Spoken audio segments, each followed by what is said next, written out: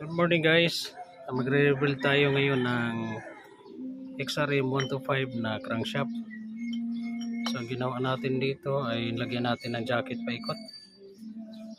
At hindi pa natin napakinis masyado. So ganyan lang muna. Ito yung isa. So nasira kasi ito guys. So i-rebuild na lang. Pang racing kasi. So ngayon kailangan nating magdagdag ng stroke. I-move natin itong butas pataas. Dadagdag tayo ng mga 6 mm. Total na 12 mm total stroke. Additional stroke. So ito yung stock. Mas maliit. Tapos ang gagamitin na connecting rod ay pang RXT or DT125 Yamaha. So mula sa 2 stroke na engine. So kailangan natin ipasok dyan. Mas maluwag to. So i-move natin pataas. Total of stroke na 12 mm. So dito natin gagawin sa ating lathe machine adapter. So na mayroon na yung additional na mga reading dyan. Naka 6 mm na yan na total. Okay mga bag.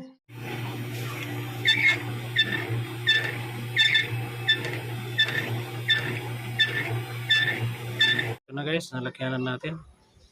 Ito yung bakal na gagamitin natin. Pasok natin dyan at wiwildingin sa kaputasan. Kasi mas matibay kasi ito guys kaysa i-build up lang natin yung welding dito.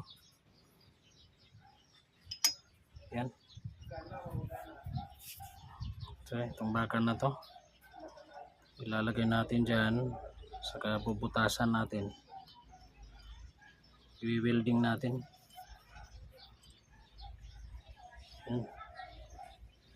Okay.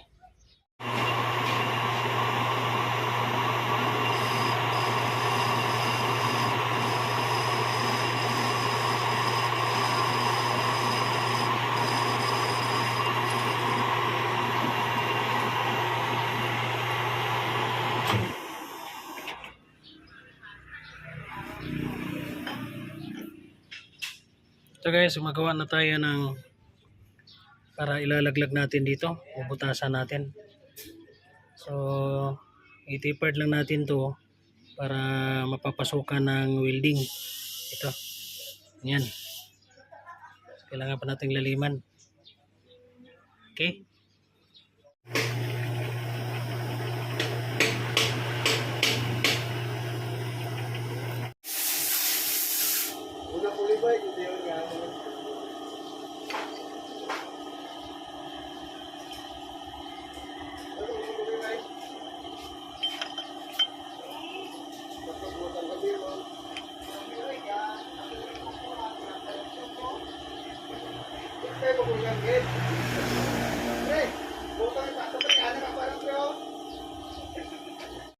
So yan guys. So lagyan na natin. Sana i-V-cut na rin natin dito para sa maganda yung kapit ng welding. Yan. Yan.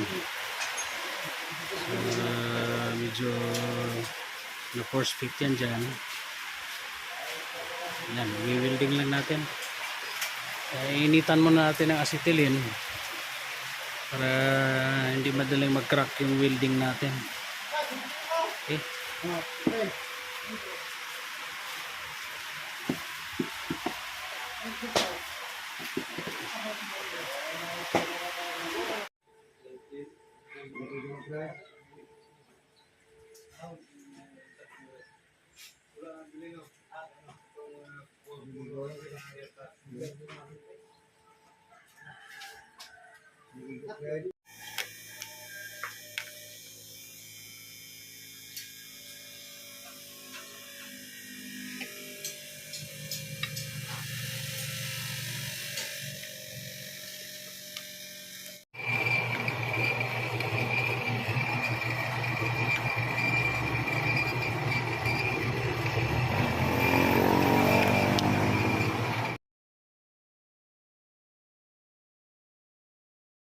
na natin.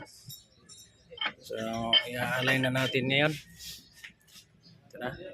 So may mga excess siya, so tatabasin lang yan. Okay, align na. Ito na guys. So may marking tayo dyan na sinusunod mula doon sa late machine natin. So ito na yung pinaka-marking natin sa centering niya. So pag itinapat natin yan dyan, so minimal lang yung, so maganda siya guys. So kibali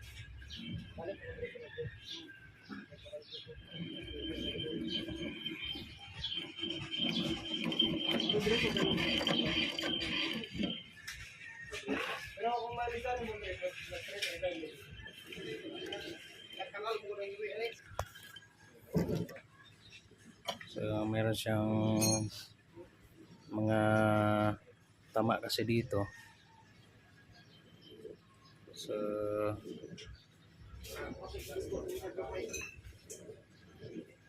ayan guys.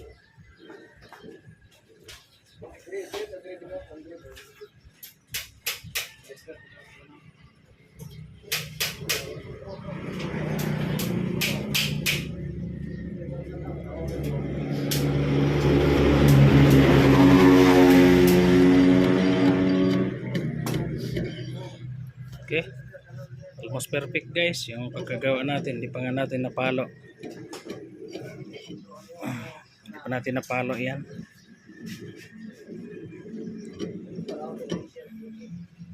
Okay.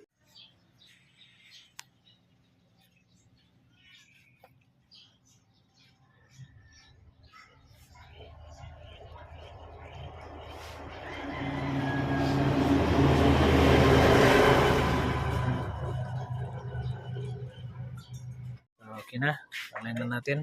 So kailangan natin makakuha dito ng 72 or less na reading. Kasi pag sumobra sa 72 guys ay hindi siya kakasya sa crankcase. So sa atin meron tayong allowance pa.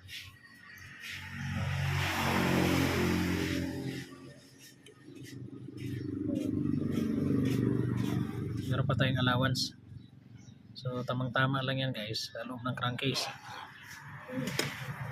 Ang ginawa natin dito kasi, napapansin nyo yung original na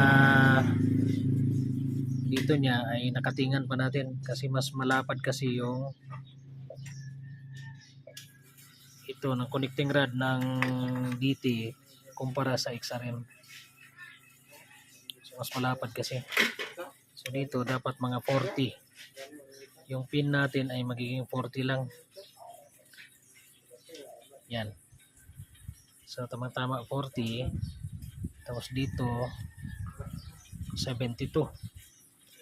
So tayo ay naka 71 point, almost 71.8. So tamang-tama na allowance yan guys para sa loob ng crankcase. Okay. Isa sa pinakamahirap na gawin yung ganitong bagay, yung i-move mo yung pin na to pataas. So kahit sa anong builder man, pag wala kasing masyadong adapter yung late machine ay talagang mahihirapan. So sa atin ay DIY lang, so nakukuha naman natin. So itong pangatlo na natin tong build up guys. So ito talaga naging perfect na natin. Mayroon pang konti pero talagang okay na. Yung dalawa kinabit dyan sa isa, yung isa naman ay nandoon. So far guys, ang performance ay talagang napakaganda, napakalakas. Okay, dyan lang at maraming salamat sa inyo. Sana subscribe kayo sa akin para sa susunod pa natin na upload ng mga videos ng pag-upgrade ng mga motorcycle pang racing. So ito guys, isasama ko na rin to. Ito guys ay fluid type na ginawa natin na clutch. Kung papansin nyo, naka-fluid type na yan. Itong clutch.